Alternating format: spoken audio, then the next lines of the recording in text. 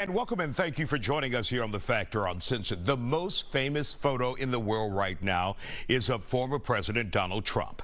He surrendered to authorities earlier this evening. The ex-president faces felony charges related to efforts to overturn results of the 2020 presidential election. Here's what he had to say after being bonded out. We did nothing wrong at all, and we have every right, every single right, to challenge an election that we think is dishonest, that we think is very dishonest.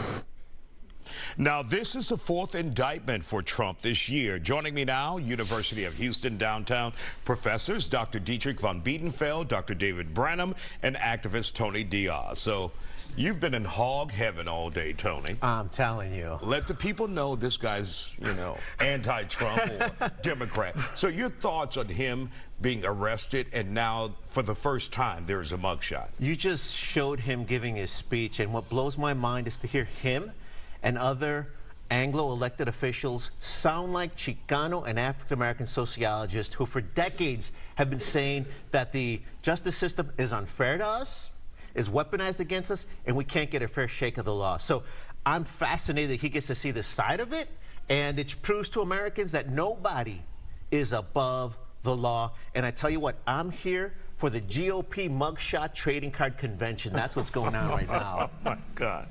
So Dr. David Branham, when we take a look at this, even though Tony is excited and celebrating, this is the first time we've ever had a former president with a mugshot. It is, and it's a little surprising. But if you look at that mugshot closely, you know that he practiced probably for 2 or 3 hours before he got that on there. And I think he got it just right. So I think the T-shirts will be abound, and I think he's very proud of this. This is something that I know that he's concerned about, but this is big for him. This is what gives him adrenaline. This is what makes him live.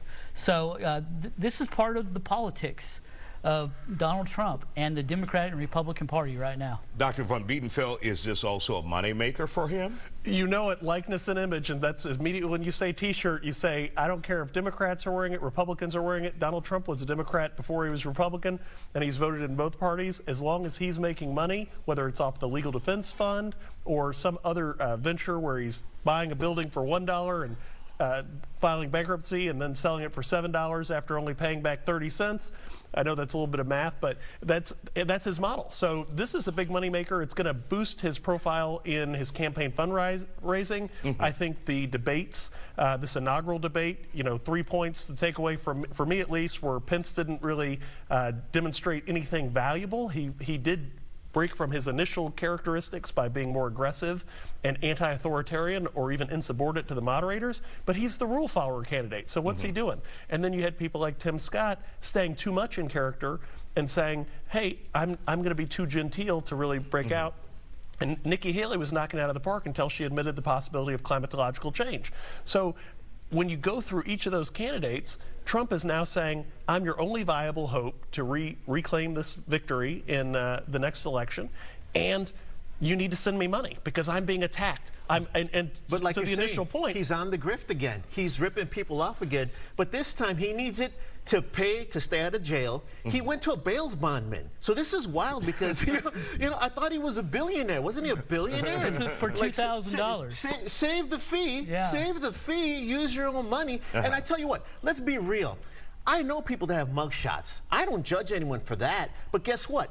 Their lives went to tailspins after that. They didn't have poor working people pitching in to pay for them. Some of them got treated unfairly. Some of them couldn't get work after that. And they were not tried for trying to overthrow the government or steal elections. This guy's a racketeering expert. I'm glad the kingpin's in court. I want him to have his day in court. But this proves that everybody in America has to be under the law and no one's above the law. I'm sorry, Tony, but he's not going to be found guilty. That's the difference.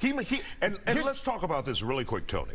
there is a new secret weapon that the legislature in Georgia passed just before he was indicted that would allow them to remove the district attorney for whatever they feel like by a committee that they appoint the majority party. Do you think they will activate that to get rid of the district attorney in order to make the charges go away? First, they're gonna look and see if they can get this in the federal court instead. And then if they can't get it in the federal court, I wouldn't be surprised at all if that happened. She wants to try all 19 of them at once. That sounds a little crazy. So they may go to that card to say, oh, this person isn't as competent as we like. And so that's something that could very possibly happen. But he's a victim of some of his own tactics in this sense, because I do think that the district attorney, in this case, you know, child of a Black Panther, so a bit of an activist history even in the childhood, is coming out with the same publicity capitalization that President Trump used to catapult himself to election. And so when we see this, everybody's using the same tactics. So the same tactics that prevent him from being unilaterally granted a pardon in Georgia by the governor because of their different legal system also then now have weaponized the legislature to protect him. You know, it'd be crazy if Trump goes to jail and joins a Mexican gang. That would be crazy. That would be the irony of ironies. Teflon Don. You have something to dream about tonight, Tony. But the Republicans are going to play that card because it's too blatant. They've already stripped African-American elected officials of their posts. Republicans have done that, and it blew up in their face. I don't think they're going to push that button. We're going to have his day in court, and I tell you what, let's bet. We're going to bet right now, and guess what? You're going to see him in prison stripes. Okay, you got that bet. The winner wears a Trump shirt, and the loser wears a Trump Obviously, he has only galvanized his base. When they see this mugshot, it's an outrage to them. Absolutely. This is something the Republicans just gather around Trump when they see this.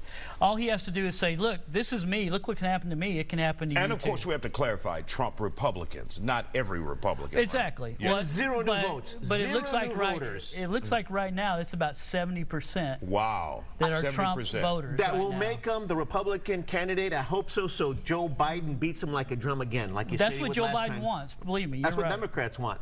Don't argue with the academics. Thank you guys for joining us here on The Factor. Still ahead tonight.